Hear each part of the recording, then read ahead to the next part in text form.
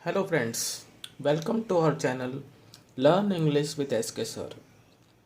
Students, आज हम class 12th senior secondary exam जो कि 20 अप्रैल से स्टार्ट होने हैं उनका इंग्लिश का पार्ट 2 ऑब्जेक्टिव क्वेश्चंस सॉल्व करेंगे।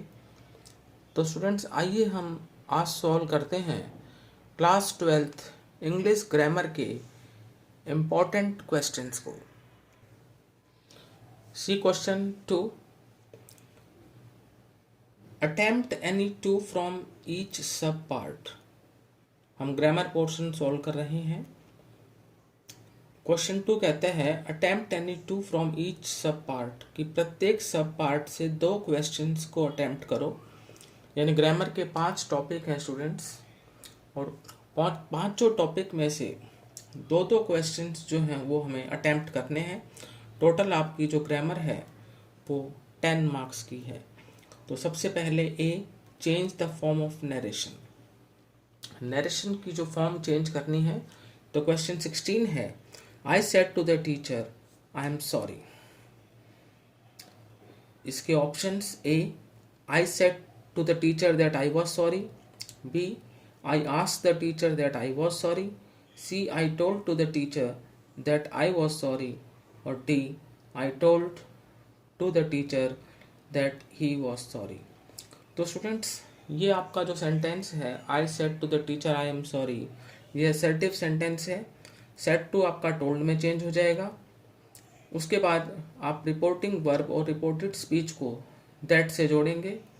तो देखें, आई सेड टू का हो जाएगा टोल्ड, वैसे यहाँ टू भी लगा रखा है तो, लेकिन सेड टू का टोल्ड होता है आई टोल्ड द टीचर, फिर दैट लगा दिया। फिर आई जो है वो सब्जेक्ट से चेंज होगा, फर्स्ट पर्सन का प्रोनाउन है। सब्जेक्ट भी जो है वो फर्स्ट पर्सन में ही है, इसलिए आई का आई रहेगा।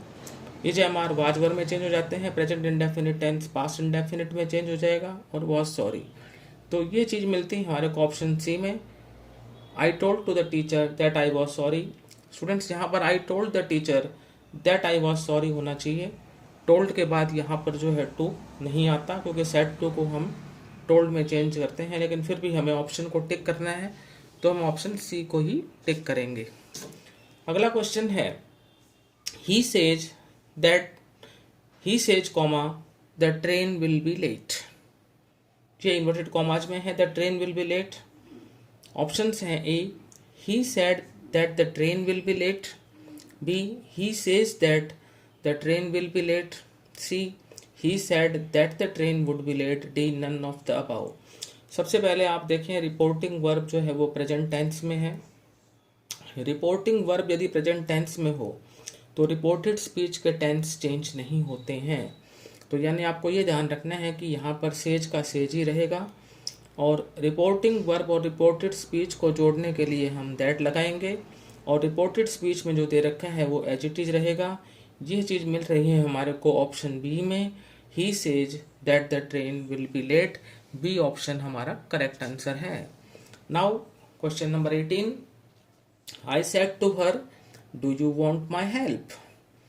Do you want my help ये इन्वर्टेड कॉमाज में है, ये आपका जो है रिपोर्टेड स्पीच है, और क्वेश्चन मार्क है तो इंट्रोगेटिव सेंटेंस है। ऑप्शन देख लेते हैं, A, I told her that she wanted my help, B, I asked her why she wanted my help, C, I asked her if she wanted my help, D, I asked her if she wanted her help। तो सबसे पहले तो student said to को asked में change करेंगे, आई asked हर हो जाएगा।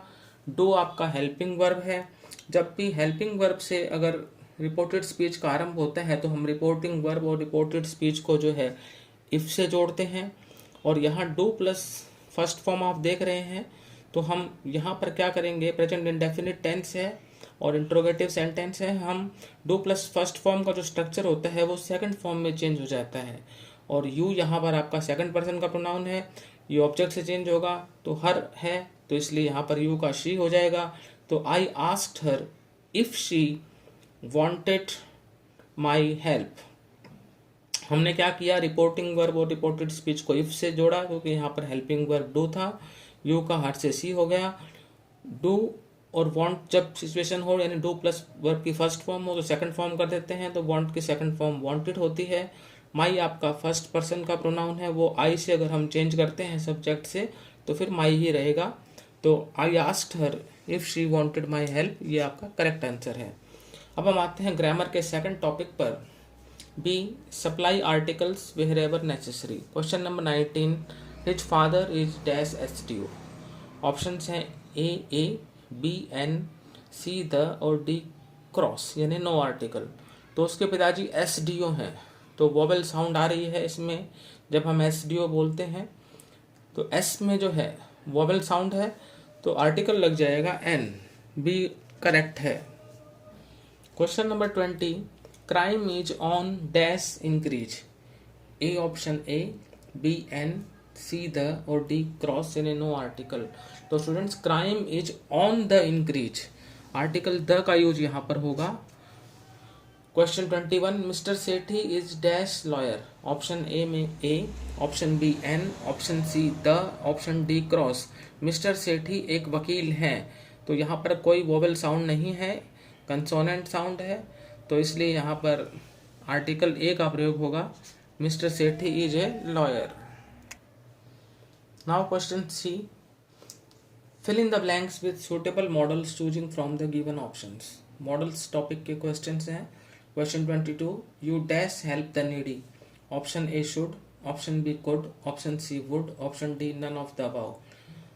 आपको जरूरतमंदों की सहायता करनी चाहिए, तो ये हमारा कर्तव्य है, और कर्तव्य के लिए स्टूडेंट्स मॉडल शुड का प्रयोग होता है। कर्तव्य यानी duty, option A should correct है। Question number 23, how dash you insult me. Options हैं A can, B dare, C will और D none of the above. आपके अंदर इतना साहस कैसे हुआ मेरा अपमान करने का। तो स्टूडेंट्स यहाँ पर साहस की बात आ रही है, और जब भी साहस की बात हो तो डेयर का यूज होता है। How dare you insult me, तो बी ऑप्शन डेयर करेक्ट है। Now question 24, you dash keep your promise.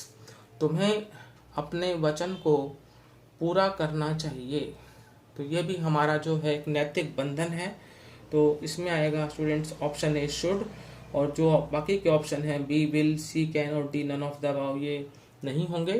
तो ए ऑप्शन जो शुड है, you should keep your promise, moral obligation है, तो ए ऑप्शन शुड जो है वो करेक्ट है। अब हम आते हैं अपने अगले टॉपिक पर जो कि है वॉइस का। D, change the voice. Question 25, I know him, मैं उसे जानता हूँ। आइए ऑप्शंस देखते हैं। A, he is known by me, B, he is known by to me, C, he was known by me, D none of the above.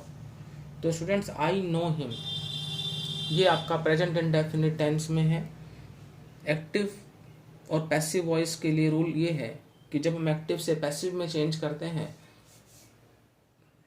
या passive से active में चेंज करते हैं तो ऑब्जेक्ट सब्जेक्ट बन जाता है और सब्जेक्ट ऑब्जेक्ट बन जाता है। तो यहाँ पर आई नो हिम, तो आई सब्जेक्ट है, नो वर्ब की फर्स्ट फॉर्म है और हिम ऑब्जेक्ट है, तो हिम को अगर हम सब्जेक्ट करेंगे तो ही हो जाएगा।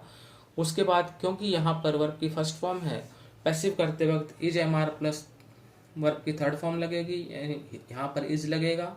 फिर नो की जो है थर्ड फॉर्म होती है नोन, और नोन के बाद स्टूडेंट बाई नहीं लगता, टू लगता है, तो he is known to me. यहाँ पर जो आपका ऑप्शन बी है, यहाँ से हम जो है बाई को काट देते हैं, क्योंकि हमें यहाँ पर बाई दे रखा है तो ये भी नहीं हो सकता, तो इसमें नन ऑफ द अबव आएगा स्टूडेंट्स, क्योंकि इसका जो करेक्ट आंसर होगा वो होगा he is known to me. क्या होगा?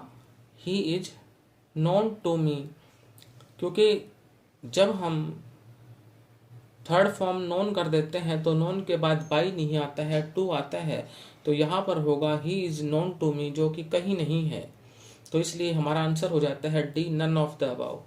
Now question 26, have you attended the class. Options are had the class attended by you, option B have the class attended by you, option C has the class been attended by you, option D have the class been attended by you. तो students ये आपका जो sentence है ये present perfect में है और interrogative है। तो अब जब हम द क्लास जो ऑब्जेक्ट है उसको हम सब्जेक्ट बनाएंगे और जो यू यहाँ पर सब्जेक्ट था वो ऑब्जेक्ट बन जाएगा। तो has the class present perfect tense है तो पैसिव वॉइस में बीन लग जाते हैं। तो has the class been attended by you, option C correct है। Now 27 please help him. Options A. You are requested to help him. B. You are requested to please help him. C. You are pleased help him. D. None of the above. तो students जब भी इस तरह का imperative sentence होता है जिसको हम निर्देशात्मक वाक्य कहते हैं तो यू आर रिक्वेस्टेड टू हो जाता है और उसके बाद जो प्लीज है उसको हम हटा देते हैं। तो you are requested to help him जो ऑप्शन ए में मिल रहा है वो हमारा करेक्ट आंसर है। Now last topic of grammar, question number E, fill in the blanks with the correct form of the verb given in brackets. Question 28, I dash bracket में finish my work just now. Option A finished, option B had finished, option C has finished, option D have finished. मैंने अभी अभी अपना कार्य समाप्त किया है। Just now they रखे हैं तो प्रेजेंट परफेक्ट टेंस है और प्रेजेंट परफेक्ट टेंस में students has have plus verb की थर्ड फॉर्म का प्रयोग होता है। तो आई के साथ हैज तो आ नहीं सकता, आई के साथ हैव आएगा। तो I have finished, D option आपका करेक्ट है। Now question 29, my brother dash in the garden since morning. मेरा भाई सुबह से बगीचे में खुदाई कर रहा है। तो A had been digging, B has dug, C has been digging और डी विल हैव डग। तो जैसे स्टूडेंट्स मैंने अभी आपको बताया कि मेरा भाई सुबह से बगीचे में खुदाई कर रहा है तो present perfect continuous tense use होगा, यानी हैज बीन प्लस वर्ब की फर्स्ट फॉर्म प्लस आईएनजी, तो हैज बीन डिगिंग हो जाएगा, सी ऑप्शन करेक्ट है। Now question 30, we dash bracket में eat our dinner at 10 last night. A है eat, B ate, C have been, D shall eat. We dash our dinner at 10 last night. पिछली रात को हमने रात को 10 बजे डिनर किया। हमने पिछली रात को 10 बजे डिनर किया तो सेकंड फॉर्म ऑफ वर्ब लगेगी। लास्ट नाइट जब भी हो तो वो आप समझ सकते हैं कि पास्ट इंडेफिनिट टेंस का यूज होता है और पास्ट इंडेफिनिट में लगती है वर्ब की सेकंड फॉर्म। तो यहाँ पर ईट की सेकंड फॉर्म हो जाती है एट। तो स्टूडेंट्स यहाँ पर आंसर होगा ऑप्शन बी। तो स्टूडेंट्स आज हमने क्लास 12th के ग्रामर के क्वेश्चन सॉल्व किए। 15 क्वेश्चंस हमने सॉल्व किए। हमने पांचों पार्ट के तीनों क्वेश्चन सॉल्व किए। आपको जो है दो क्वेश्चंस जो है अटेम्प्ट करने हैं पांचों पार्ट के। तो 10 क्वेश्चंस इन ऑल आपको अटेम्प्ट करने हैं। मैंने आपको 15 क्वेश्चन सॉल्व करवा दिए हैं, आपको 10 करने हैं और 10 मार्क्स की आपकी ग्रामर क्लास 12 में आती है। तो उम्मीद है कि आपको हमारा आज का वीडियो पसंद आया होगा। यदि आपको हमारा वीडियो अच्छा लगा तो इस वीडियो को लाइक करें, शेयर करें और हमारे channel learn English with S K sir को सब्सक्राइब करना ना भूलें। Thank you.